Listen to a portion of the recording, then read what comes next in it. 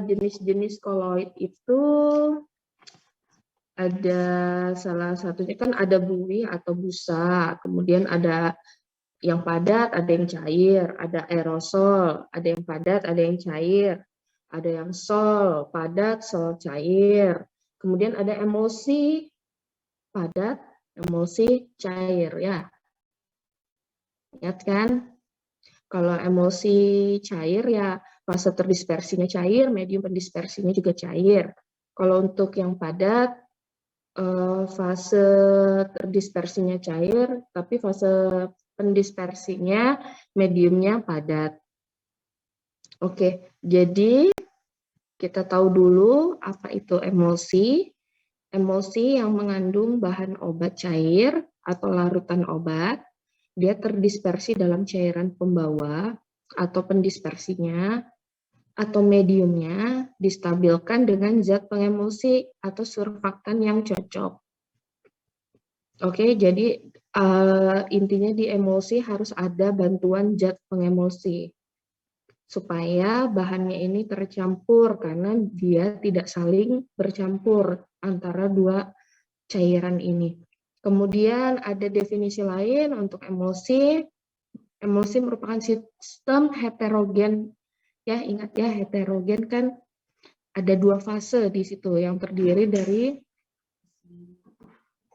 cairan yang terdispersi dalam cairan lainnya dalam bentuk tetesan atau globul dengan diameter fase terdispersinya 0,1 sampai 10 mikrometer.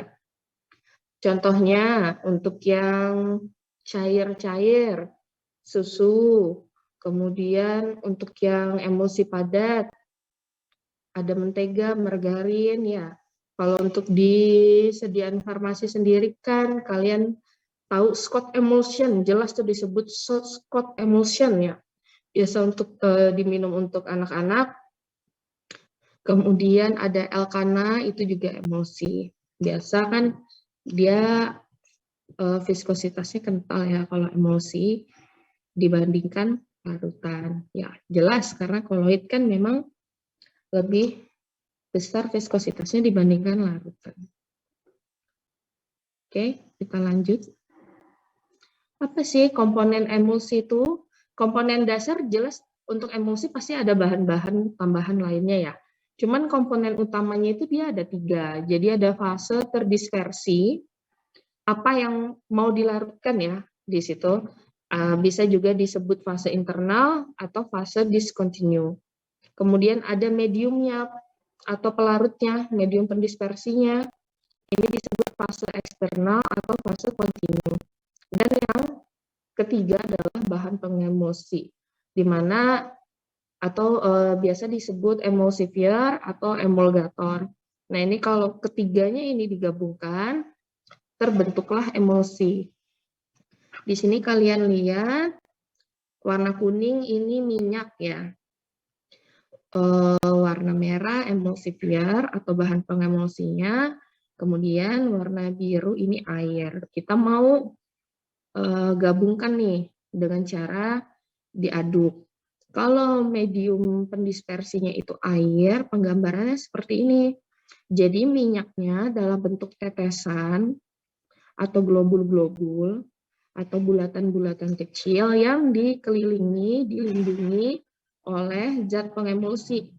Jadi dia akan terdispersi merata di medium pendispersinya yaitu air dalam bentuk tetesan-tetesan kecil. Zat pengemulsi ini dia akan membantu agar globul-globul kecil minyak ini tidak saling menyatu. Jadi dia tidak bergabung, dia tolak-menolak. Begitu juga dengan jika pembawa atau medium pendispersinya minyak, sama saja tetap air dalam bentuk tetesan atau globul kecil dikelilingi oleh bahan pengemulsi dalam bentuk bulatan-bulatan kecil, dia terdispersi merata di pembawa minyak. Nah, apa sih ada keuntungan dan kerugian atau keterbatasan sendiri dari sediaan emulsi ya. Jadi keuntungannya sediaan emulsi itu rasa tidak enak dari bahan obat kan biasanya penggabungan antara air dan minyak ya. Minyak kan kalau diminum langsung jelas nggak enak ya. Kelat-kelat gimana gitu. Ya, terus tekstur rasanya di mulut itu juga mouthfeel-nya itu kan nggak enak. Jadi rasa tidak enak dari bahan obat yang berupa minyak ini, kalau diberikan secara oral, dia dapat tertutup. Kemudian fase air dapat ditambah dengan aroma. Jadi ada wangi-wanginya sedikit yang dapat menutup. Biasa minyak kan bawaannya itu udah agak-agak tengik sendiri gitu ya. Tengik, pokoknya gitu. Kemudian hilangnya rasa minyak di lidah. Nah, ini memperbaiki mouthfeel-nya ya. Rasa bahan terdispersinya minyak itu tidak terlalu terasa di lidah kita. Terus kecepatan absorpsinya di dalam tubuh juga meningkat. Kemudian dua bahan yang tidak tercampur kan itu dapat dipisahkan pada masing-masing fase emosi. Kemudian apa sih keterbatasannya? Ya, sediaannya harus dikocok sebelum digunakan. Kan kalau larutan tanpa kocok udah pasti terdispersi merata ya. Kalau emulsi tetap perlu pengocokan supaya dosisnya itu tiap 1 sendok makannya itu seragam. Kemudian perlu ketelitian secara teknis untuk menakar dosis karena di sini kan ada komponen zat pengemulsi tadi, kemudian zat pengemulsi itu berkaitan juga dengan HLB, hydrophil lipopil balance. Nah itu juga ada hitungannya sendiri. Kalau salah hitung nanti tidak stabil emulsinya ya. Kemudian ada kondisi penyimpanan berpengaruh terhadap stabilitas emosi, kemudian peka terhadap kontaminan mikroba yang dapat mengakibatkan emosinya memisah, jadi air dan minyaknya itu malah pisah lagi gitu, nggak tercampur. Nah, tipe emosi sendiri, kalau secara umum pasti udah tahu ya, ada oil in water atau minyak dalam air. Jadi fase terdispersinya minyak, fase yang akan dilarutkannya dalam bentuk bola-bola kecil, globul-globul kecil itu minyak, fase terdispersinya air. Kebalikan dari water in oil atau air dalam minyak, fase terdispersinya air, pendispersinya minyak. Oke, ini kita lihat yang biru ini air, yang warna orange ini minyak ya. Nah, kemudian selain itu ternyata ada 2 lagi tambahan fase tipe emulsi. Ada yang water in oil, in water. Jadi dia air terbungkus di dalam minyak, kemudian membentuk globul yang lebih besar, dilarutkan lagi dengan medium pendispersi utamanya yaitu air. Kemudian ada juga kebalikannya, oil in water in oil. Jadi globul-globul atau tetesan kecil dari minyak dilingkupi oleh globul besar air, kemudian didispersikan di pendispersi minyak. Oke. Nah, untuk ini sudah saya tuliskan, ini water in oil. Berarti air di dalam minyak ya tipenya. Mungkin ada yang bisa menjelaskan gambar ini, mau mencoba menjelaskan?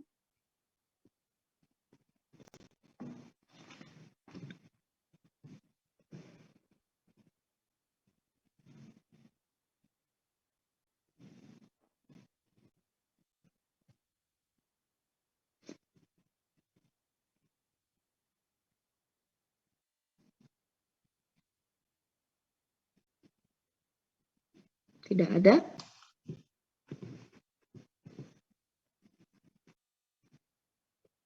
Oke, jadi di sini fase minyaknya yang warna oranye ya, ini minyak. Kemudian yang bulatkan di tengah ini air, jadi ada air yang terdispersi di dalam minyak. Nah, di sini dia ada bantuan surfaktan. Jadi di sini ada antarmuka, ini namanya antarmuka ya, pertemuan antara air dan di atasnya minyak. Kemudian kalau surfaktan itu kepalanya itu polar. Makanya dia mengarah ke fase air. Kemudian ekornya itu non-polar. Makanya dia mengarah ke bagian minyak. Nah, jadi ini nanti dengan adanya surfaktan, dia akan membantu menurunkan tegangan permukaan. Jadi lapisan antara minyak dan air ini diturunkan tegangan permukaannya sehingga globul-globul air ini lebih mudah untuk membentuk air-air ini lebih mudah membentuk globul, tetesan-tetesan kecil yang terdispersi ke dalam medium pendispersinya di sini adalah minyak. Sampai sini paham nggak?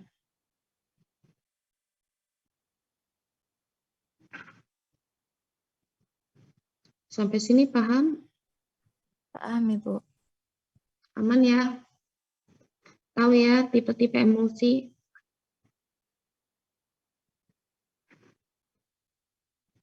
Nah, terus ini saya tanya, kalau yang kuning atau oranye apa yang nampak di layar kalian itu minyak ya.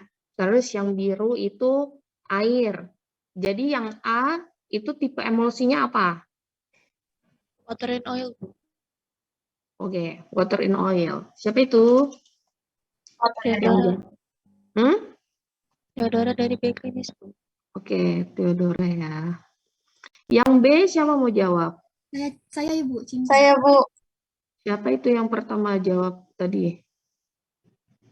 Yang B. Theodora, Ibu.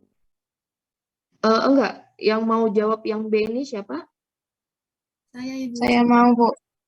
Nah, itu siapa tuh? Saya tuh langsung sebut nama deh. Siapa? Saya Cinta Ibu.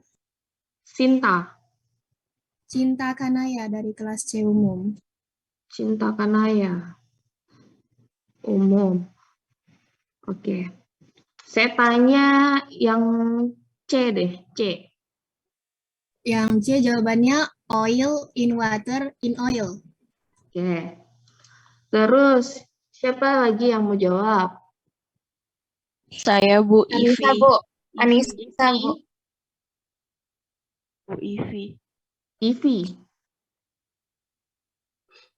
Siapa namanya? Ivi?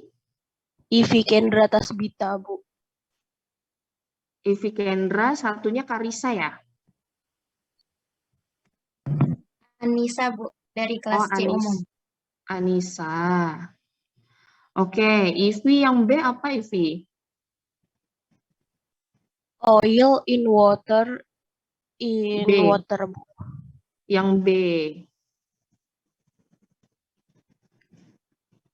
Oil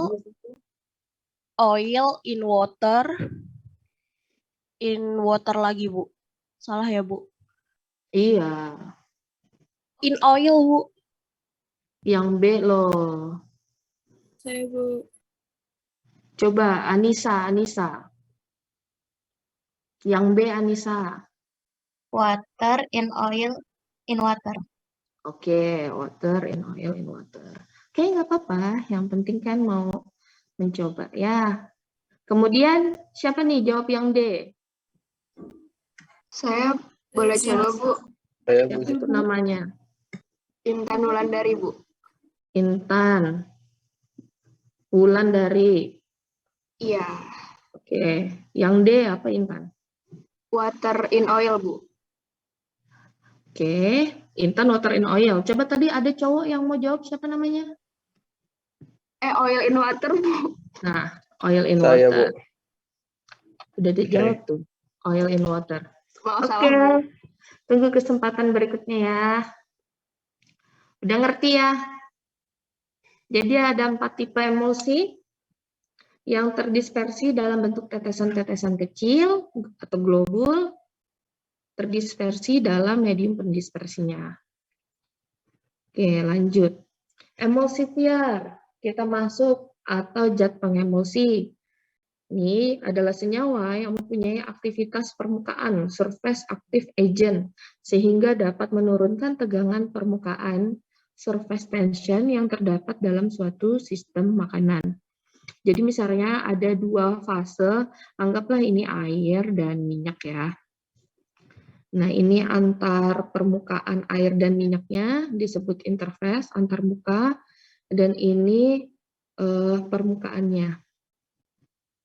Jadi ada 2 di sini, interface dan surface. Nah, emulsifier sendiri dia dapat menurunkan tegangan permukaan. Oke, kita bahas lebih dalam. Nah, di sini emulsifier. Ada yang polar, dia akan membentuk emulsi oil in water, contohnya susu. Ada emulsifier yang non-polar, dia akan membentuk emulsi water in oil atau air dalam minyak, contohnya mentega dan margarin. Jadi di sini kalian lihat, tadi saya bilang kan ada butuh bantuan emulsi, zat pengemulsi ya.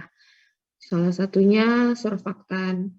Surfaktan itu dia punya bentuknya pasti kayak gini. Kalau kalian lihat kayak pentol korek gitu. Bagian pentolnya itu polar, bagian kepalanya, bagian batangnya itu non polar ya. Jadi kalau emulsi oil in water itu zat terdispersinya, globulnya itu minyak. Bentuknya nanti akan seperti ini, posisi dari surfaktannya yang bagian pentolnya, kepalanya ini mengarah ke air, sedangkan bagian ekornya ini mengarah ke minyak. Kebalikan dari emulsi water in oil. Kalau diperhatikan bentuk surfaktannya akan seperti ini, kayak matahari ya. Jadi yang bagian pentolnya, kepalanya yang polar mengarah ke air, sedangkan ekornya mengarah ke minyak. Seperti itu. Oke, sampai sini paham? Bedanya, paham ya? Water in oil, oil in water.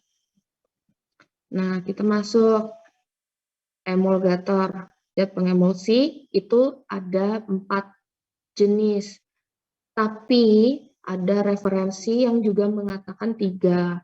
Jadi elektrolit ini biasanya sudah tidak disebutkan lagi karena dia tidak efektif, kurang efektif. Contohnya ada KCNS, jika ditambahkan ke dalam air, dalam konsentrasi yang rendah, dia memungkinkan terbentuknya dispersi encer minyak dalam air. Seperti itu. Dia dapat, ion dari CNS dapat menimbulkan potensial negatif minyak pada antarmuka. Nah, biasanya elektrolit ini udah nggak pernah digunakan, udah tidak efektif, jadi untuk referensi-referensi mengenai emulsi ini sudah biasanya tidak disebutkan. Jadi, yang selanjutnya ada surfaktan, nah yang seperti tadi ya, yang ada kayak pentol korek gitu, dia punya sisi polar dan non-polarnya. Polarnya yang kepalanya yang bulat, terus ekornya itu yang non-polar. Surfaktan ini terabsorpsi pada antarmuka interface tadi antara minyak dan air. Dia membentuk film atau lapisan monomolekuler pada permukaan global fase terdispersi.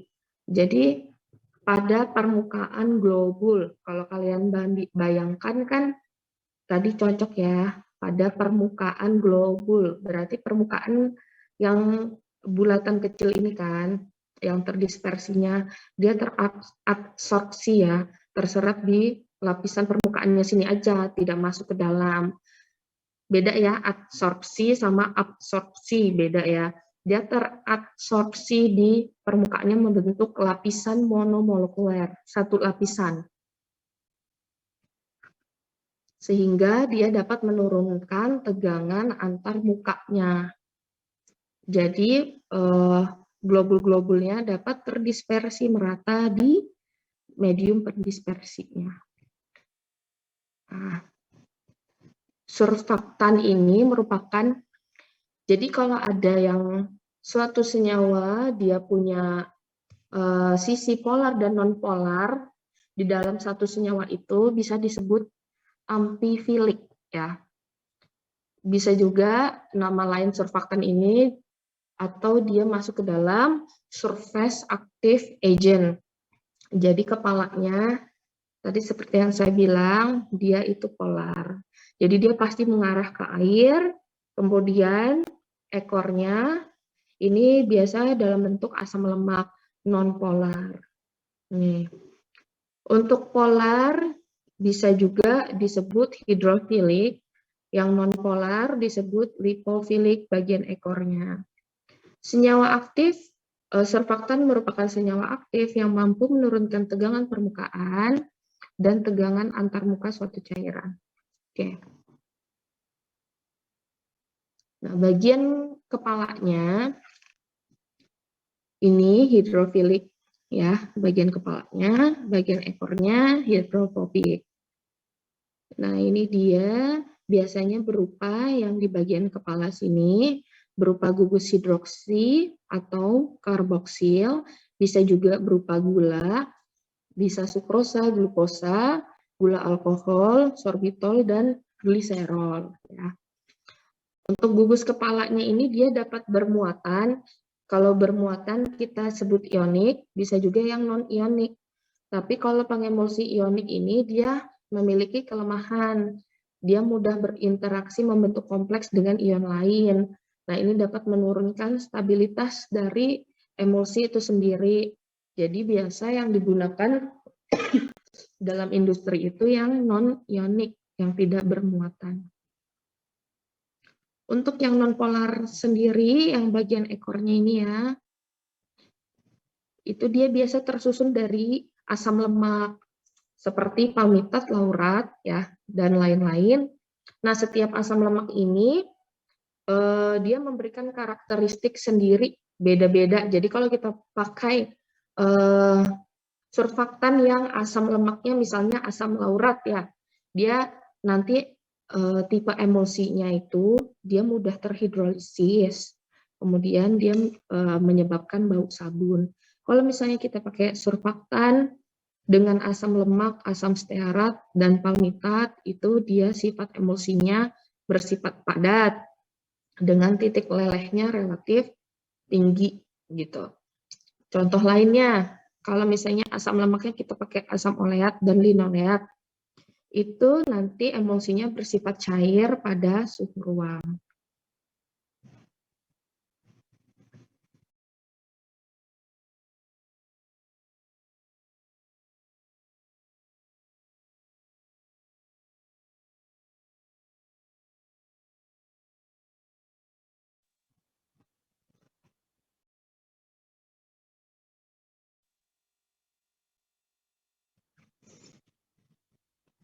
Oke, tunggu sebentar ya.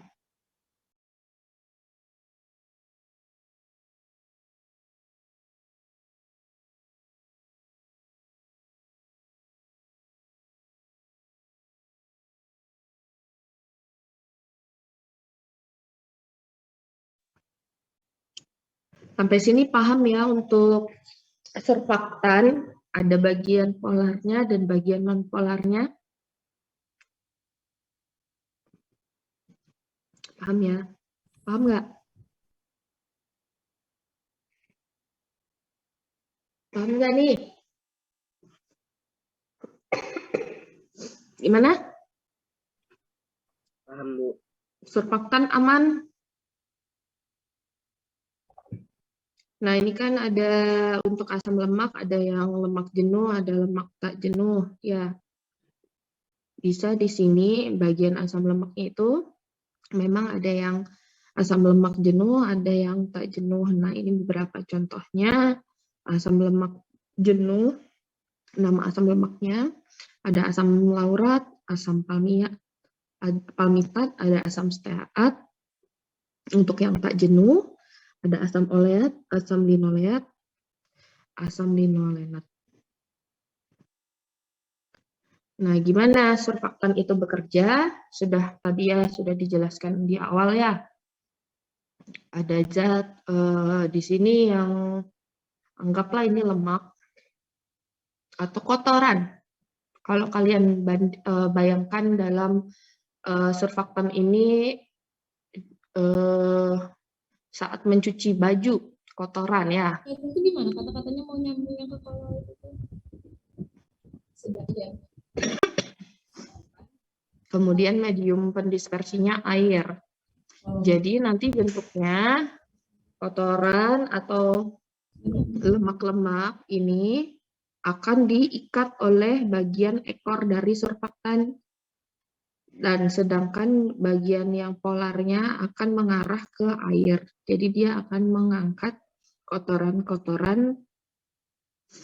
Makanya biasa surfaktan ini kan ada di deterjen.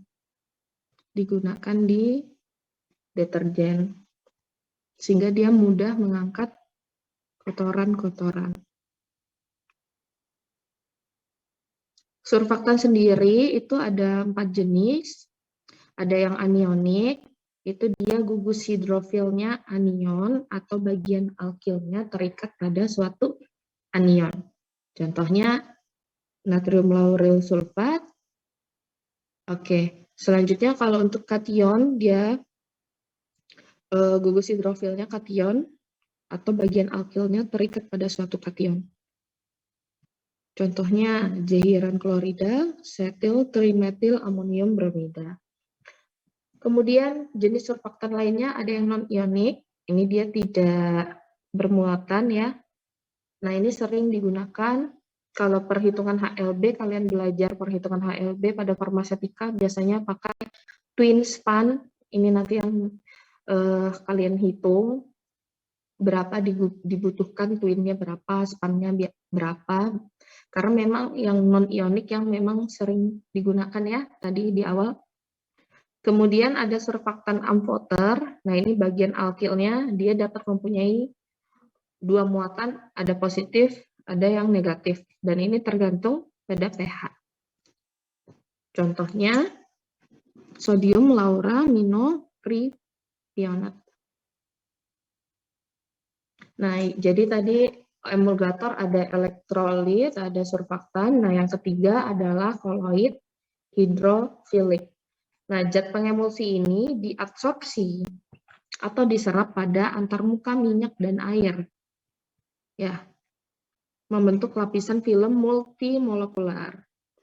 Kalau yang surfaktan tadi monomolekular, satu lapisan. Kalau yang koloid hidrofilik membentuk multimolekular, dikelilingi globul-globul yang terdispersi. Contohnya gom, amilum, polivinil alkohol. Jadi ini ada oil in water ya, ada globul-globul minyak yang warna kuning. Dia dilindungi, dilapisi oleh zat pengemulsi atau emulsifier. Ini udah aman nih, ditambah lagi dengan koloid hidrofilik. Bentuknya seperti benang-benang atau tali. Nah, dia nanti akan berikatan dengan globul-globul yang udah dilapisi oleh emulsifier. Nah, dia nanti akan membentuk lapisan. Jadi lapisannya berlapis ya, multimolekuler. Sudah dilindungi oleh emulsifier, ditambah lagi pengikat hidrokoloid. Jadi dia lebih stabil lagi. Nah, dia nanti ada di antarmuka antara air dan minyak. Kalau ini untuk oil, berarti ini oilnya, ini airnya. Jadi ini kan mau membentuk globul ya, melengkung, bulatan. Di atas minyaknya ada emulsifier dan hidrokoloid. Nah, selanjutnya yang keempat, jenis emulgator ada namanya partikel padat halus. Zat pengemulsi ini dia akan terabsorpsi atau terserap pada antarmuka minyak dan air. Sama sih sebenarnya, ya sama-sama terabsorpsi kayak gitu ya. Nah, dia akan membentuk lapisan film mono dan multimolekuler oleh adanya partikel halus yang terabsorpsi. Jadi ini partikel-partikelnya, ini lapisan antarmukanya garis tipis ini. Jadi dia akan melindungi globulnya ya. Dia terabsorpsi pada antarmuka minyak dan air. Contohnya bentonit dan pegun. Nah, untuk emulgator kan ada yang alami, ada yang sintetik. Kalau sintetik kan kayak twin span tadi. Alami kan ada gom, keragakan, kuning telur, ya kalau dari hewani. Nah, kemudian kalau kalian buat kue, ya buat kue, buat bolu, kan ada apa tuh? Gula di situ ya. Gula polar bukan? Ya enggak? Gula. Gimana? Gula polar non polar?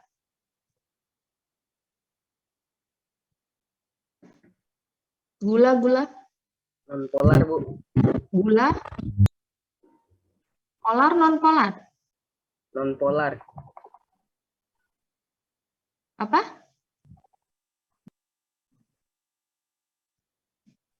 Polar gula-gula. Polar, Ibu. Polar, Bu. Polar ya? Oke, polar. Nih ya, kalian mau buat kue nih. Ada kan biasa gula, tepung, ya, telur, mentega.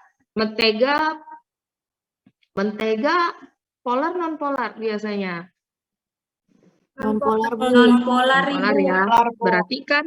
Berarti kan ini kue ini ada suatu zat yang tidak saling tercampurkan ya, polar dan non polar. So dia butuh emulgator. Kalau dalam pembuatan bolu biasa emulgatornya apa dong? Dari bahan-bahan itu. Zat pengikatnya. Izin menjawab, Bu. Siapa? Diajeng, Bu. Hah? Siapa? Diajeng. Diajam? Ya. Diazam gitu. Pakai J, Bu. Diajeng. Oh ya, kelas berapa? Kelas apa? Klinis. Klinis. Oke. Gimana? Menurut saya emulgatornya itu telur, Bu. Kuning telurnya ya? Iya, Ibu. Oke. Jadi buat kue butuh yang namanya kuning telur.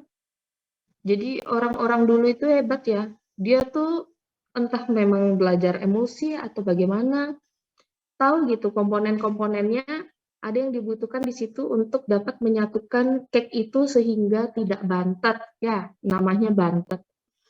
Biasanya. Jadi biasa dipakai kuning telur. Karena di situ di bolu sendiri memang tadi ada yang polar, ada yang non polar. Jadi emulgator alami, salah satu emulgator alami adalah kuning telur. Oke, sampai sini paham? Paham, Ibu. Paham, Ibu. Sip. Lanjut ya. Jadi udah jenis-jenis emulgator tadi ada elektrolit, surfaktan, kemudian apa satunya? Apa satunya tadi?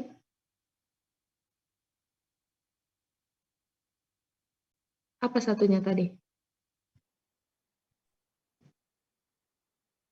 Ada yang ingat? Koloid Oke, koloid hidrofilik, satunya partikel padat halus. Oke. Karakteristik dari emulsifier atau zat pengemulsi. Dia mampu meningkatkan kestabilan emulsi dengan cara menurunkan tegangan antarmuka. Kemudian dia cepat terabsorpsi pada antarmuka. Tadi ya, contohnya tadi ada partikel padat halus sama koloid hidrofilik kan dia terabsorpsi di lapisan antara minyak dan air. Kemudian HLB ini hidrofilik, lipofilik balance. Ini untuk produk pangan biasanya nilai HLB-nya itu yang dipakai antara 2 sampai 16. Nanti kalian lihat ada tabel nilai dari HLB. Kemudian efektif dalam konsentrasi rendah, tahan terhadap perubahan kimia, stabil, kemudian tidak berbau, tidak berwarna dan beracun, ekonomis dan tersedia. Nah, ini hidrofil lipofil balance. Ini angka yang menunjukkan perbandingan antara kelompok hidrofil dan kelompok lipofil, yang suka air dan yang suka lemak, minyak. Semakin besar harga atau nilai dari HLB, maka semakin banyak kelompok yang suka air. Jadi semakin besar, semakin suka air. Sehingga emulgatornya lebih mudah larut dalam air. Sebaliknya, ya. Di sini ada HLB, water in oil, air dalam minyak. Air dalam minyak, ya. Ini surfaktannya. Dia nilai HLB-nya tinggi. Jadi otomatis semakin banyak kelompok yang suka air. Jadi dia ini emulsifernya nih banyak yang masuk ke dalam air ya. Sedangkan ini yang good balance. Nah, ini HLB ini kalian nanti perhitungan yang kalian pelajari di Farmaset, kalian harus dapat good balance-nya ini. Jadi bagian polarnya mengarah ke air, bagian oilnya dia mengarah, bagian ekornya mengarah ke minyak, dia balance. Nanti emulsinya jadinya stabil terbentuknya. Sedangkan kalau yang ini HLB-nya nilainya rendah ya, otomatis banyak yang suka minyak.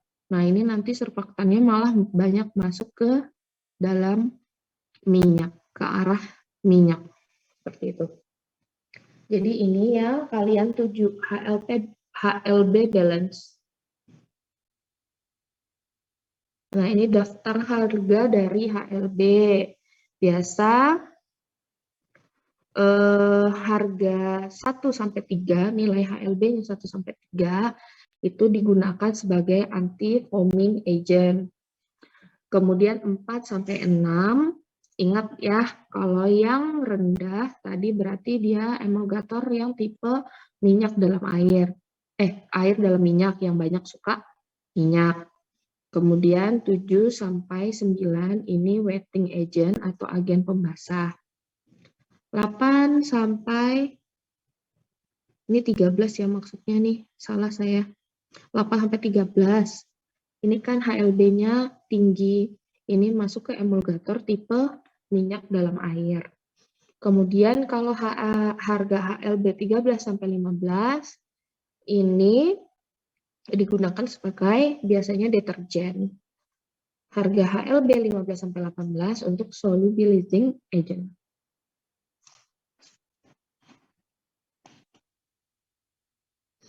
Oke. Nah, teori terjadinya emosi itu ada beberapa teori sehingga terbentuk emosi ya. Kalau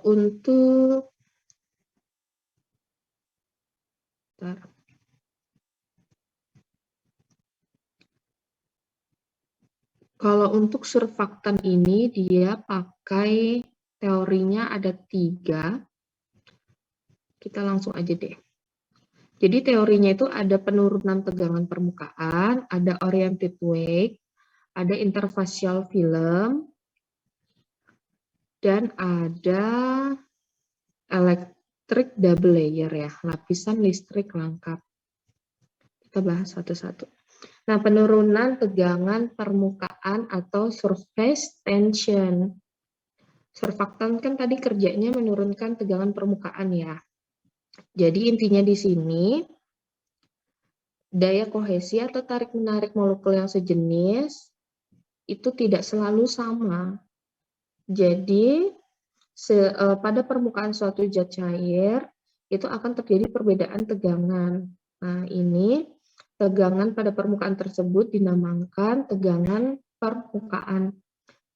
Intinya kalau ditambahkan emulgator, tugasnya si emulgator ini dia untuk menurunkan atau menghilangkan tegangan yang terjadi pada antar batas kedua zat cairan antara minyak dan air. Jadi memudahkan fase terdispersinya itu nanti membentuk globul, jadi lebih mudah tercampurnya. Untuk oriented weight, jadi di sini ada kelompok yang hidrofilik. Surfaktan tadi cara kerjanya ya ini ya, oriented weight, dia ada yang hidrofilik, ada yang lipofilik, suka air, ada yang suka minyak. Nah, masing-masing kelompok ini akan bergabung dengan zat yang dia suka. Yang hidrofilik ya ke air, yang lipofilik ya ke minyak. Jadi emulgatornya ini jadi seperti pengikatnya antara air dan minyak.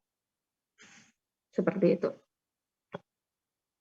Ya, nanti dia akan membentuk suatu kesetimbangan.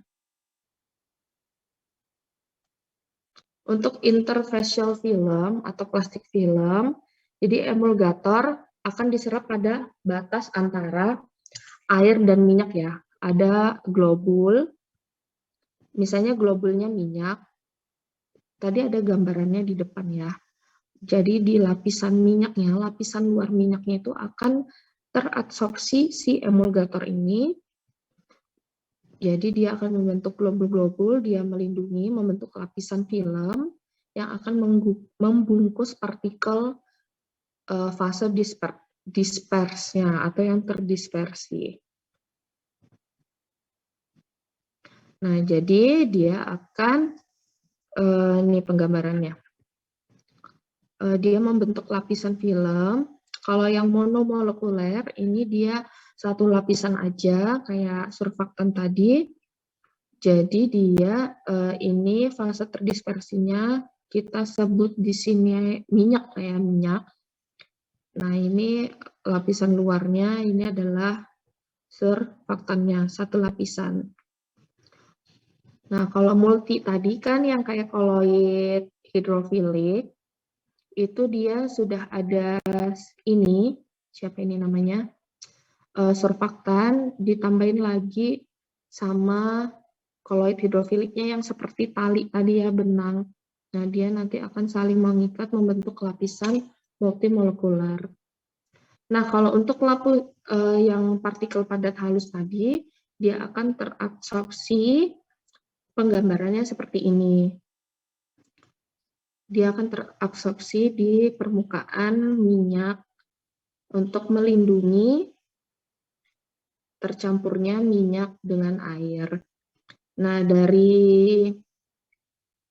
kalau ini sudah terlindungi, globul minyak ini, dia akan menghalangi penggabungan partikel yang sejenis. Nah, ini dia antara ini, dan globul yang ini, dia akan menghalangi. Jadi dia tidak bersatu, membentuk globul yang besar. Kalau mereka itu bersatu, saling menyatu, ujung-ujungnya kan akan membentuk globul yang besar. Jadi nanti terlihat ada minyak dengan globul besar, ada yang kecil, jadinya nanti tidak stabil. Jadi itu bisa juga disebut emulsinya rusak ya, karena ada globul-globul kecil minyak ini dia saling menyatu. Nah, dengan adanya lapisan interfacial film ini, dia nanti menghalangi penyatuan antara globul minyak-minyak ini. Seperti itu. Nah, syaratnya emulgator, supaya dia itu dapat memberikan stabilitas pada emulsi yang maksimal, emulgatornya harus membentuk lapisan film yang kuat, tetapi lunak. Kuat, tetapi lunak. Maksudnya itu, dia fleksibel ya, lunak, tapi dia kuat artinya lapisannya itu dapat cukup mengelilingi globul atau bulatan dari tetesan itu. Jadi tidak pecah, bentuk globulnya itu tidak pecah, tetap kokoh bulat. Jumlahnya cukup. Nah, ini untuk menutup semua permukaan dari globulnya tadi. Jadi dia mengelilinginya ini cukup loh. Kalau dia nggak cukup melingkari satu bulatan globul ini, otomatis pecah kan globulnya. Nah, itu dapat merusak dapat merusak kestabilan dari emulsinya. Kemudian dia dapat membentuk lapisan film dengan cepat dan menutup semua globulnya dengan segera. Melapisi semua globulnya. Nah, kemudian teori yang keempat ada electric double layer atau lapisan listrik rangkap. Nah, jadi ini gini. Ini minyak dalam air. Satu lapis air yang langsung berhubungan dengan permukaan minyak itu akan bermuatan sejenis. Sedangkan lapisan berikutnya akan mempunyai muatan yang berlawanan dengan lapisan depannya. Oke, ini penggambarannya ya. Jadi terbentuk lapisan ganda listrik. Kalau RCOONA dalam air akan terhidrolisa atau pecah menjadi RCOO, ini negatif, dan Na+. Jadi ini globul. Lapisan pertamanya dia negatif, baru kemudian lapisan berikutnya positif. Jadi ada dua lapisan ganda listrik sesuai dengan ini ya. Jadi satu lapis air yang langsung berhubungan dengan permukaan minyak bermuatan sejenis. Oke, kita anggap ini bermuatan sejenis. Ini lapisan minyak, ini lapisan pertama. O negatif ya. RCOO negatif. Nih, lapisan pertama. Kemudian lapisan berikutnya akan mempunyai muatan yang berlawanan dengan lapisan di depannya. Oke, lapisan berikutnya, jadi ini ada lapisan lagi nih, lingkaran di luar, dia berlawanan dengan lapisan di depannya, yang awalnya, yang di depannya negatif, dianya positif. Oke. Partikel minyak seolah-olah dilindungi oleh dua benteng lapisan listrik yang berlawanan. Oke, kalian lihat ya, jadi di sini lapisan pertama negatif, lapisan kedua positif. Dia dilindungi. Kemudian bentengnya akan menolak setiap usaha dari partikel minyak yang akan mengadakan penggabungan menjadi satu molekul yang besar karena susunan yang sama. Dengan demikian, antar sesama partikel akan tolak-menolak. Stabilitas emulsi bertambah. Ingat, jadi dia udah dilapisi dua lapisan, otomatis positif sama muatan itu dia nanti akan tolak-menolak. Jadi ini minyak kan susunannya sama nih antara globul 1 dan globul 2. Kalau susunannya sama, dia itu pengen melakukan gabungan membentuk molekul yang besar. Jadi dia pengen menyatu. Nah, tapi karena adanya dua lapisan ganda listrik ini, yang muatan lapisan keduanya ini sama, itu dia akan melakukan tolak-menolak, sehingga penggabungan tidak terjadi dan stabilitasnya meningkat. Stabilitas dari emulsinya. Sampai sini paham nggak?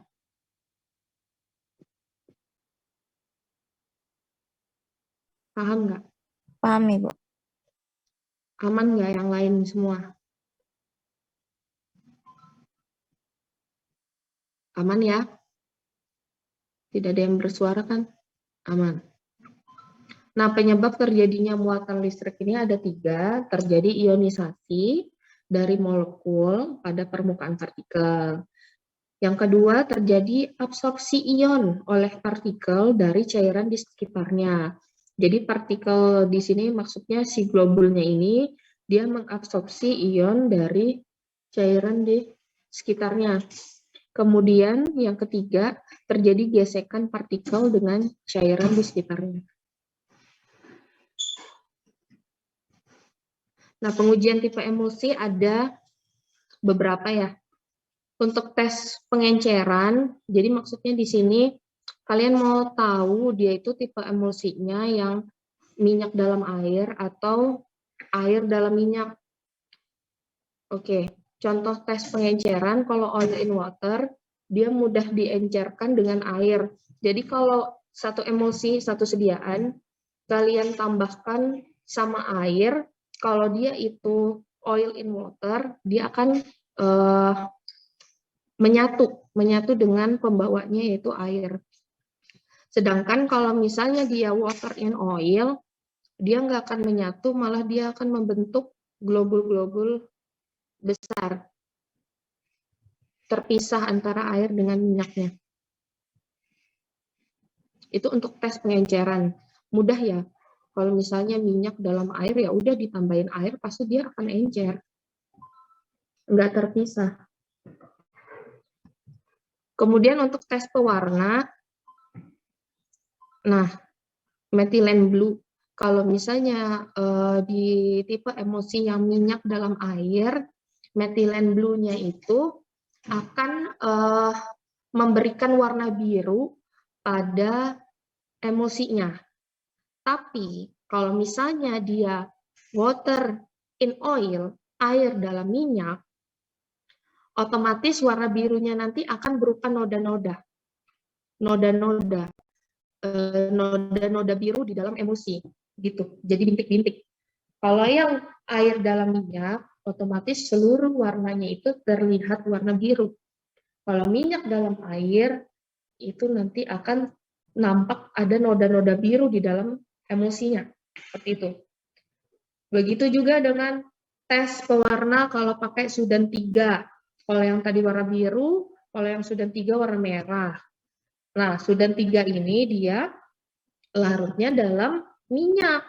Jadi kalau misalnya dalam air in water, air dalam minyak, nanti sediaannya berwarna merah. Tapi kalau misalnya minyak dalam air, nanti akan membentuk noda-noda berwarna merah. Seperti itu. Kalian bisa bayangkan nggak? Untuk tes pengenceran dan tes pewarna. Bisa membayangkan? Bisa, oke ya, aman. Kemudian kertas saring. Kalian tahu kan kertas saring? Udah pernah pakai kertas saring kan? Kalian udah masuk lab belum? Belum, Bu. Belum ya.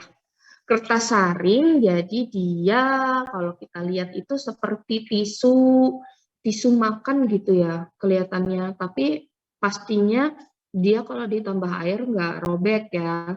Kalau kena air, dia untuk menyaring. Kalau ada penyaringan kertasnya ini, dia dapat menyaring partikel-partikel halus, tapi dia tidak akan robek dengan kalau terkena air gitu ya, kertas saring. Nah, kalau misalnya emulsinya ini tipe oil in water, oke ya, base-nya air, kertas saringnya akan basah. Basah aja gitu, basah. Tapi kalau misalnya emulsinya water in oil, base-nya adalah minyak, nanti di kertas saringnya itu muncul noda-noda minyak. Jadi timbul, kayak ada timbul noda-noda minyak itu bercak-bercak bekas minyak. Seperti itu. Nah, kemudian ada tes konduktivitas elektrik. Gambarannya, kalian buat rangkaian arus listrik ya. Kemudian pembawanya, medianya itu adalah emulsi, misalnya ya, emulsi. Kalau terus di situ ada kalian pasang rangkaian arus listriknya itu nyambung ke lampu, ya, lampu. Jadi kalau misalnya muatannya oil in water, lampunya akan nyala, dah gitu. Ya, kan aneh ya, air kan menghantarkan listrik kan, ya enggak? Kalau emulsinya water in oil, dia lampunya tidak akan nyala. Gitu. Kemudian ada tes fluoresensi. Jadi ini emulsinya di sinar UV. Nah, kalau di sinar UV, kalau minyak dalam air dengan pembawa air, ini dia biasanya berupa noda-noda. Noda-noda ini mengikuti bentuk-bentuk globul dari si minyaknya. Sedangkan kalau emulsinya water in oil, seluruhnya berfluoresensi atau memancarkan sinar. kalau disinari UV. Paham ya? Paham, Bu. Oke. Nah, emosi yang stabil penggambarannya seperti ini. Emosi yang stabil penggambarannya seperti ini. Ada globul dikelilingi lapisan emulsifier yang terdispersi merata dalam medium pendispersi. Emosi yang stabil, sistem terdispersinya terdistribusi homogen. Homogen, ya. Tidak terjadi perubahan fase. Kontaminasi mikroba, tidak bau, warnanya tidak berubah, dan konsistensinya tetap. Ya. Jadi ada ketidakstabilan emosi, ada ketidakstabilan kimia, ada ketidakstabilan fisik. Kalau kimia, dia bisa terjadi oksidasi, dia bau berubah dari baunya tuh yang enak, aromanya enak, tahu-tahu jadi tengik. Itu udah ada reaksi oksidasi di dalamnya. Kemudian terjadi interaksi antara obat dan eksifien emosi. Jadi dari zat aktifnya dia ada interaksi dengan bahan tambahannya si emosi, ya entah perwarnanya atau entah apa tadi aromanya, entah kalau untuk industri kan ada bahan pengawetnya seperti itu yang biasa di pasaran. Nah, dia ada interaksi yang menyebabkan jadi tidak stabil. Jadi pemilihan eksifien atau bahan-bahan tambahan emosi itu perlu dipertimbangkan, disesuaikan dengan zat aktif dari emosi yang mau dibuat.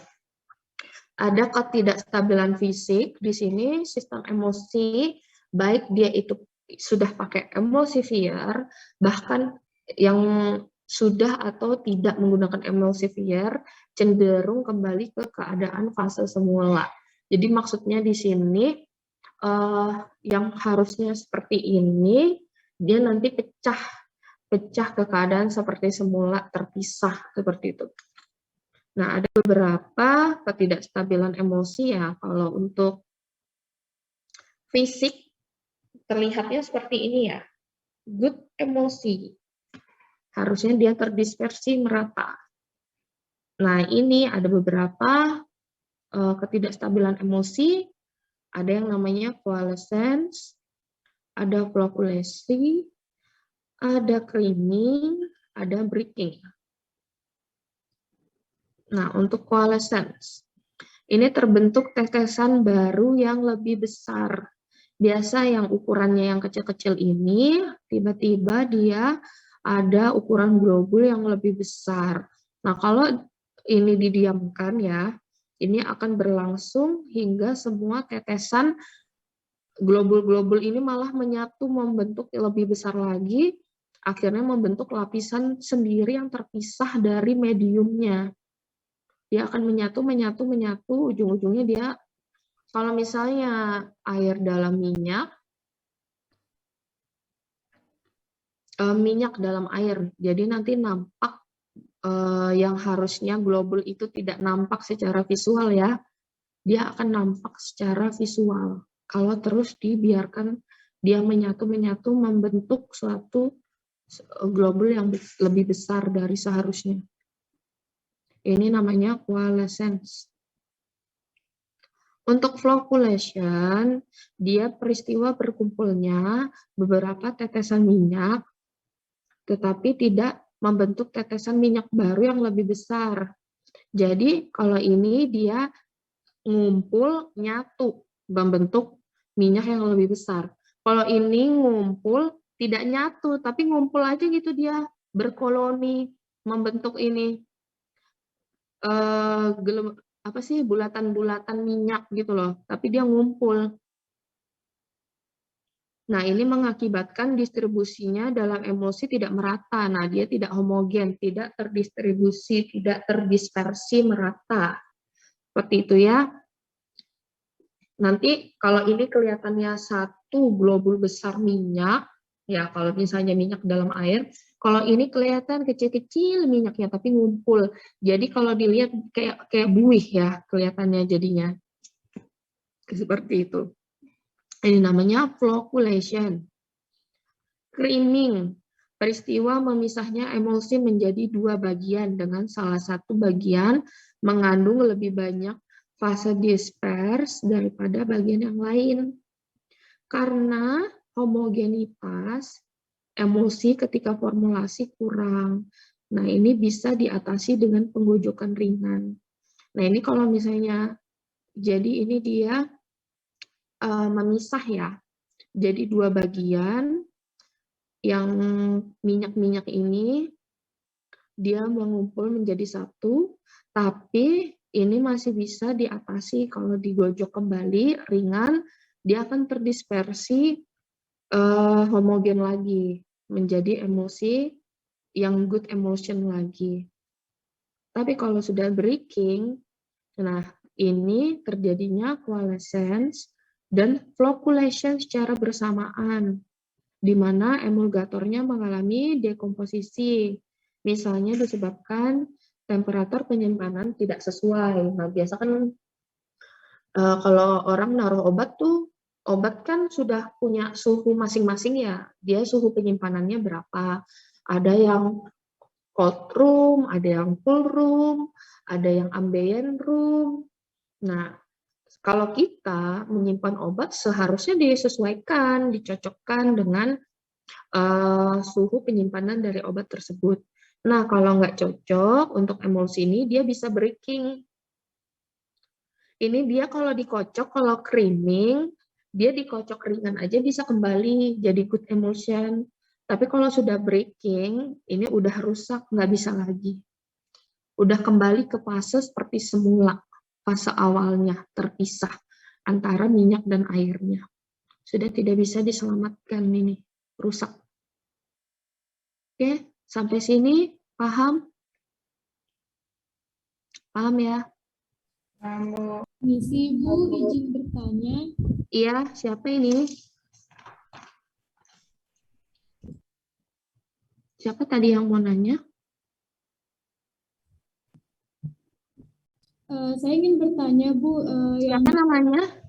yes, maaf Ibu sebelumnya. Perkenalkan saya Rashifa Delia Cahyani dari kelas D S1 Farmasi. Saya ingin bertanya mengenai yang slide sebelumnya itu Bu, tentang emulsifier Bu. Emulsifier itu kan Bu pengemulsi. Disebutkan bahwa susu itu contoh dari emulsifier polar Bu. Jadi saya ingin bertanya Bu, mengapa susu itu dikatakan emulsifier polar Bu? Sedangkan juga saat materi koloid kemarin disebutkan bahwa contoh dari koloid itu ada susu dan mentega juga Bu. Itu saja Bu. Iya. Oke. Jadi maksudnya di sini ini tipe emulsinya ya. Kalau emulsifiernya itu dia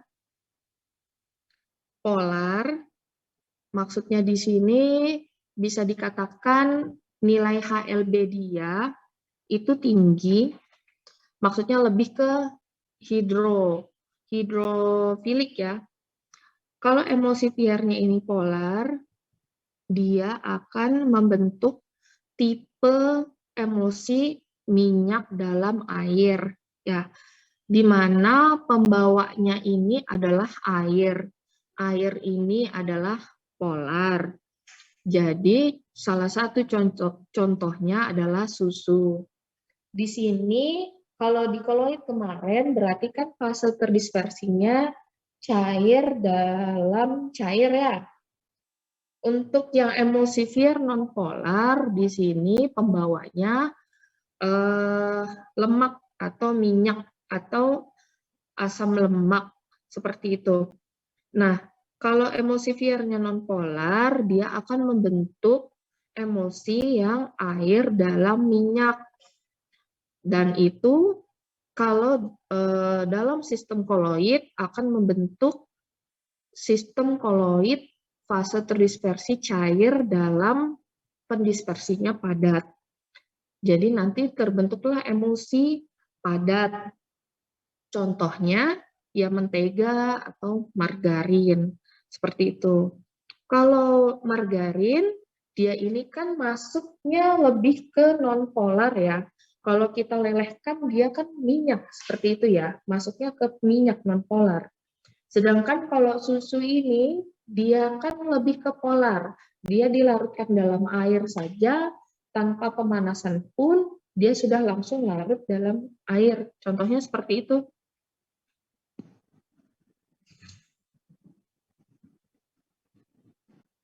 Siapa ini tadi? Paham nggak, Rashifa?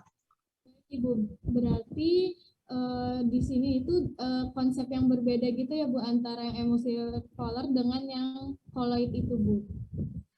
Iya. Maksudnya gimana? Maksudnya konsep yang berbeda? Ini Bu, berarti maksudnya susu di emulsifier polar ini berbeda dengan maksud contoh susu di contoh koloid itu Bu. Emang contoh susu di koloid kenapa ya? Ya Bu, jadi tadi saya itu bertanya mengenai yang contoh emulsifier polar ini kan Bu tadi yang Ibu jelaskan. Sedangkan di materi koloid itu kan contoh koloid itu kan Bu juga ada susu gitu Bu. Nah, jadi gini maksud saya, memang emulsi ini merupakan bagian dari koloid. Emulsi ini sistem koloid sebenarnya. Jadi emulsi ini bagian dari koloid seperti itu. Cuman emulsi ini fase terdispersi sama fase pendispersinya ada yang cair dengan cair, ada yang cair dengan padat. Seperti itu. Memang susu ini dia merupakan emulsi dan emulsi itu merupakan koloid. Jadi sebenarnya sama. Ini merupakan salah satu contoh dari koloid yaitu emulsi gitu. Iya baik Bu. Iya. Jadi kemarin kita membahas sebagian besar sistem koloid kan. Ada larutan heterogen gitu. Tidak bercampur tapi nampaknya homogen padahal dia itu heterogen ya kan. Nah, salah satu contohnya itu adalah ada buih atau busa ya, ada aerosol yang 4 kelompok besar dari jenis-jenis koloid ini loh. Ada sol, ada aerosol, ada buih, ada emulsi. Dia 4 ini ada yang cair, ada yang padat. Nah, yang saya bahas salah satunya dari koloid ini adalah emulsi. Nah, jadi memang kenapa ini Bu jadi contoh emulsi itu susu, tapi yang koloid kemarin juga susu. Ya karena memang sama. Yang saya jelaskan ini emulsi yang merupakan salah satu bagian dari koloid seperti itu. Ya. Baik Ibu, terima kasih banyak Ibu. Oke. Ada mau pertanyaan lagi yang mau nanya? Izin bertanya, Bu. Ya, siapa? Perkenalkan, nama saya Rahmanur Afifah dari Farmasi Umum A, Bu. Oke. Izin bertanya, tadi untuk ketidakstabilan creaming dapat diatasi dengan pengocokan ringan, Bu ya, dan untuk yang breeding sendiri sudah rusak sepenuhnya, jadi tidak bisa digunakan lagi. Yang ingin saya tanyakan, apakah untuk flokulasi dan coalescence itu masih bisa diatasi dengan perlakuan tertentu atau sudah tidak bisa digunakan lagi, Bu? Sekian pertanyaan saya. Terima kasih, Bu. Oke. Kalau coalescent sama floculescent itu sebenarnya udah irreversible ya. Sebentar. Saya ada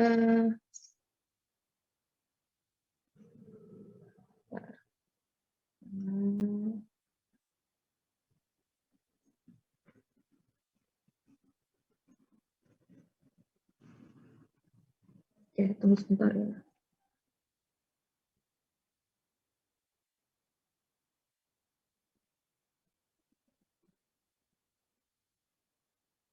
Oke. Nah ini, kalau yang floculation, aduh mana sih? Floculation sama creaming karena ini dia tidak menyatu membentuk suatu globul yang lebih besar, ya. Dia cuma berkumpul aja. Ini kan berkumpul di atas, ini berkumpul tersebar. Ini masih bisa. Ini reversible. Kalau yang ini dengan penggojokan masih bisa. Nah, tapi kalau coalescence ini kan dia globul-globul menyatu ya, bukan cuma ngumpul, tapi nyatu membentuk globul yang lebih besar. Ini kalau dibiarkan terus ya ujung-ujungnya sama kayak breaking, cuman dia posisinya kalau breaking itu benar-benar udah jelas menyatu di atas, terpisah. Kalau coalescence ini udah benar-benar minyaknya itu kelihatan gitu, besar-besar di dalam suatu mediumnya itu. Jadi kalaupun dikocok sudah nggak bisa lagi karena memang udah jelas banget kelihatan fase minyaknya itu nampak gitu. Seperti itu. Jadi kalau creaming, flocculation itu masih bisa ya, reversible. Kalau coalescence sama breaking itu irreversible. Oke? Baik, Bu. Terima kasih, Bu. Ya. Oke, kita lanjut. Peranan emulsifier. Peranan emulsifier. Jadi emulsifier bisa, atau zat pengemulsi bisa dipakai untuk apa aja gitu kan. Crystallization inhibitor. Jadi dia menghambat terbentuknya kristal-kristal. Nih ya, pengemulsi mempunyai dua gugus yang berbeda sifat sehingga dapat mencegah molekul dengan sifat yang sama bergabung untuk membentuk kristal. Biasanya untuk kalau es krim itu loh, dikasih emulsifier untuk dia tidak terbentuk kristal-kristal es, bunga-bunga es di dalam ice cream. Contohnya emulsifiernya adalah polisorbat. Kemudian ada pemerangkap udara. Ini pengemulsi membantu memerangkap udara pada adonan. Jadi pada bagian polar pada fase cair, nanti bagian non-polarnya pada fase udara. Kemudian dope conditioner ini berfungsi untuk meningkatkan kemampuan gluten menahan gas selama pemanggangan. Kalau orang buat roti. Kemudian bisa juga anti-sticking agent digunakan untuk mencegah bahan atau adonan lengket pada cetakan. Biasa kalau orang nyetak coklat atau buat kue itu supaya nggak lengket pada cetakan, bisa ditambahkan biasanya lecithin. Nah ini contohnya pada pencetakan permen, di mana bagian polarnya dari pengemulsi akan berinteraksi dengan si permen ya. Sementara kan permen itu kan gula ya, kan gula tadi kan polar. Jadi bagian pengemulsinya itu akan berinteraksi dengan permen. Sementara bagian non-polarnya akan mencegah adonannya lengket pada cetakan. Jadi kalau dilepaskan dari cetakannya itu bagus gitu loh, mulus. Coklat, permen, biasa contohnya. Kemudian anti-stalling agent. Stalling ini adalah fenomena roti yang mengeras karena retrogradasi pati. Nah, jadi dengan penambahan adanya emulsifier ini, dia akan menghambat roti ini menjadi mengeras gitu. Biasanya penambahan monogliserida sebagai pengemulsi dalam adonan, dia nanti akan menghambat si retrogradasi pati pada roti sehingga dia akan menghambat terjadinya stalling atau rotinya keras. Nah, mungkin itu aja beberapa peranan emulsifier ya. Ada di bakery, ada pembuatan es, coklat, di kehidupan sehari-hari ya. Emulsifier itu kita gunakan. Oke. Mungkin ada sampai sini ada pertanyaan. Permisi, Bu. Ya. Perkenalkan, nama saya Nur Adinda Mutiara dari Farmasi Klinis A. Ingin bertanya, Nur Bu. siapa? Nur Adinda Mutiara. Adinda. Iya. Kan pada breaking ini ya Bu, saya ingin bertanya. Pada saat peracikan emulsi, apa yang tidak boleh dilakukan agar tidak terjadi kerusakan seperti breaking ini, Bu? Kan sudah terlihat jelas minyak dan airnya itu tidak dapat menyatu. Jadi, apa sih yang bakal kita lakuin biar tidak terjadi seperti itu, Bu, untuk peracikan emulsi tersebut? Terima kasih. Oke, ya. Jadi, emulsi itu kan dua campuran yang tidak bercampur ya. Kenapa kita tambahkan emulgator supaya dia tidak terjadi pemisahan? Ya contohnya breaking ini. Banyak yang bisa kita lakukan. Pertama dari pemilihan emulgatornya. Harus sesuai. Mau dibuatnya emulsi tipe apa dulu, yang oil in water atau water in oil, sehingga surfaktan yang dipilih harus disesuaikan. Kemudian dilihat dari nilai HLB-nya. Nilai HLB nanti ini akan mempengaruhi, tadi kan semakin besar nilai HLB, dia semakin hidrofil, semakin kecil, semakin lipofil. Nah ini dicocokkan dulu, ini mau buat yang mana nih, oil in water atau water in oil. Terus nanti ada yang namanya perhitungan HLB yang kalian dapatkan di farmasetika, ini akan mempengaruhi. Jadi konsentrasinya itu oil in water perbandingannya tuh harus pas. Berapa persen yang dibutuhkan. Seperti itu. Kemudian dari itu kan kalau dari pembuatan. Terus pemilihan excipientnya juga zat tambahan. Cocok nggak sama zat aktifnya? Jangan-jangan nanti kalau disatukan itu dapat mempengaruhi dari kestabilan emulsinya, bikin dia memisah. Kemudian dari sisi penyimpanannya juga sesuai nggak suhunya, seperti itu. Kalau misalnya suhu ruang atau disebut ambient room di atas 25 sampai 30, ya udah ditaruh aja di suhu ruang. Jangan ditaruh di kulkas. Biasa kan kayak gitu. Nah, itu nanti bisa mempengaruhi kestabilannya. Jadi itu mungkin beberapa yang dapat mempengaruhi dari stabilitas emulsinya supaya nggak terjadi breaking seperti itu. Paham nggak? Kan tadi Ibu ada bilang untuk perhitungan HLB ya Bu. Apakah ada rumus untuk perhitungan HLB-nya itu agar keduanya itu sama-sama balance gitu Bu? Apakah ada rumus untuk perhitungannya, untuk HLB tersebut? Ada, tapi nggak saya angkat di sini karena itu masuknya di farmasetika. Itu lebih lanjut kalian nanti, kan itu sudah masuk ke dalam pembuatan emulsi ya. Itu memang ada rumusnya, ada perhitungannya. Gimana kalau kalian pakai surfaktannya itu yang double, ada yang pakai twin, ada yang pakai span. Gimana supaya dia seimbang, itu nanti ada rumusnya, cara menghitungnya. Baik Ibu, terima kasih. Ya, tapi tidak saya bahas di sini ya, karena kan udah ada capaian pembelajarannya masing-masing tiap mata kuliah. Jadi di sini kalau untuk kimia dasar, kita fokus benar-benar dasarnya dari emulsi itu sendiri. Tapi kalau farmaset, bagaimana kalian nanti membuat suatu emulsi, benar-benar sediaan jadi, itu bagaimana, bahan tambahannya apa aja, jenis-jenisnya nanti kalian tahu lebih banyak, perhitungan HLB-nya nanti dijelaskan, itu semuanya nanti masuk di farmasetika.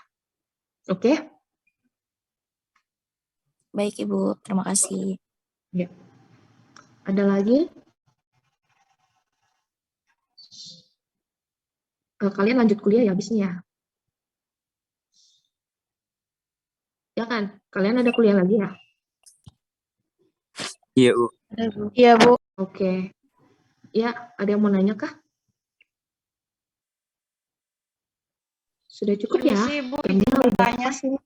Oh, masih ada. Oke. Saya izin bertanya, Bu. Pertanyaan saya Siapa itu ada ini? Perkenalkan, nama saya Cindy Puspita dari kelas D Farmasi Klinis. Oke. Pertanyaan saya itu, Bu, adakah Bu faktor yang bisa meningkatkan stabilitas atau fungsi dari emulsi itu sendiri, Bu? Faktor yang meningkatkan stabilitas dari emulsi. Iya, Ibu. Faktor yang meningkatkan stabilitas. Emulsi yang stabil. Sebenarnya ini itu jawabannya sama ya. Tadi pertanyaannya yang tidak stabil. Sedangkan ini yang stabil. Sebenarnya jawabannya itu sama. Kalau yang tadi itu dihindari, apa-apa aja kalau yang mempengaruhi kan tadi ada dari pemilihan surfaktan. Itu sudah jelas. Karena kalau dia cocok surfaktannya itu pas, yang mau dibuat itu oil in water atau water in oil, harga LB-nya itu balance, otomatis itu nanti sediaan emulsinya itu semakin stabil. Seperti itu. Kemudian,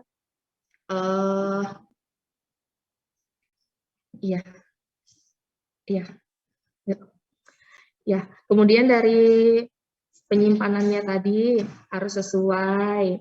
Kan biasa yang sering dimasukkan itu kalau orang tua zaman dulu ya masih sering kita temui lah. Paling sering dimasukin ke dalam kulkas kan, kayak gitu, itu nanti dapat mempengaruhi juga. Kemudian pemilihan zat eksipiennya tadi, dia tidak boleh berinteraksi dengan zat aktifnya, karena dapat mempengaruhi kestabilan emulsinya. Sama sebenarnya pertanyaannya.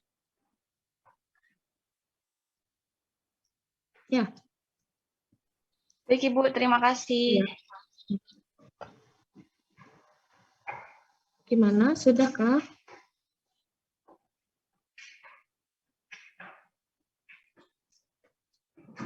Sudah ya? Saya tutup ya? Kalau tidak ada pertanyaan lagi?